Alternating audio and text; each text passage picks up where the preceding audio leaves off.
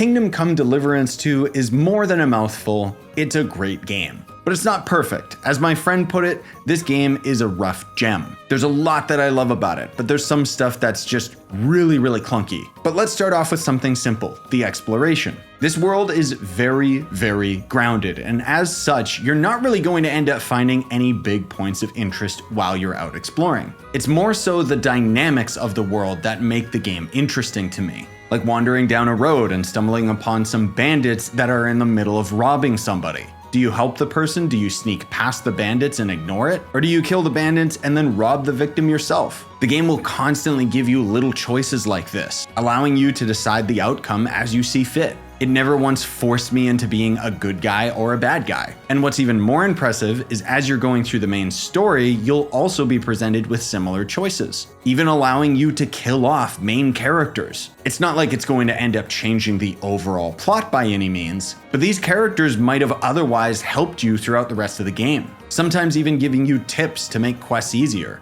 Now let's move on to the combat, which is interesting, but probably the roughest part. A lot of people are saying that this combat is really difficult. I don't think that it is. I think it's more so clunky. It's great when you're doing one-on-one fighting. You'll basically lock onto an enemy automatically and have 4 different directions that you can attack from. At the beginning of the game, things can be a little bit overwhelming as you're just constantly trading blows with an enemy, parrying them back and forth. But eventually, as you unlock some more skills from some trainers in the game, you'll learn counterattacks and whatnot. Honestly, there's a fantastic flow to the combat, but again, it's most of all when you're doing a 1v1. It's not that the game is bad when you're fighting a lot of people at once, it's more so that the combat clearly wasn't designed for it. For the most part, they'll try to attack you one at a time, but sometimes the AI will bug out and they'll have like 3 of them attack you at once. So long as you parry at the right timing, you'll end up blocking all of them, but some of their attacks might just go through each other and still hit you anyway. There was even one instance where I had to fight like 10 guys at once. I was basically raiding this enemy camp and I was supposed to have a bunch of soldiers helping me out, but for whatever reason they didn't spawn.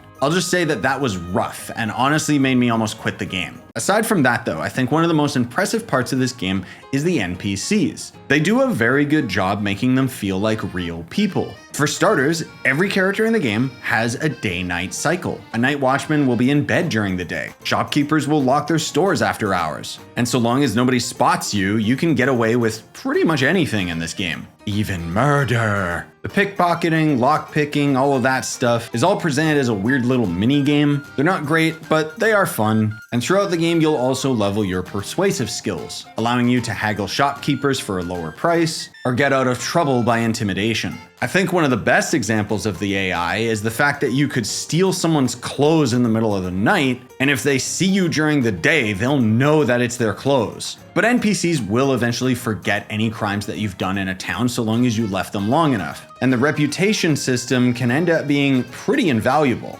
even to the point that it'll help out with quests where you might need to convince someone to help you. But every now and then the game will cheat. Even if there's no witnesses or you killed everybody in the area, sometimes you'll just be marked as a thief. But speaking of the quests, a lot of them are very fetch questy. And one negative point I would say towards this game is that you get most of the best items for free throughout the main story. I know that this is standard for this type of game. It's just a little bit of a pet peeve of mine with how hard it is for me to get a horse when I'm out exploring versus how easily I get one if I just play far enough in the main story. I hate when the main story is the most efficient way of playing the game because it makes me feel like wandering around is a waste of time. As for whether or not I would recommend this game, that kind of depends. I think if you have the patience for this type of game, it's wonderful and offers well over 30 hours playtime, especially if you start doing the side content. But there are a lot of little nuanced mechanics that can be quite annoying. Like the inventory system is terrible, you have to have a potion in order to quick save, otherwise you gotta quit out of the game. You constantly get over encumbered. And the tutorials suck ass, with this huge wall of text that tries to act like what it's teaching you is more complicated than it is. Generally speaking, there's a lot of little time wasters like this that would slowly start to add up throughout my playtime. So to compensate, I used mods. I didn't use game-changing mods to make the game easier or anything like that. It was just stuff that made the game more convenient for me rather than wasting my time. The quick save mod was a godsend, especially during moments like this. I could have lost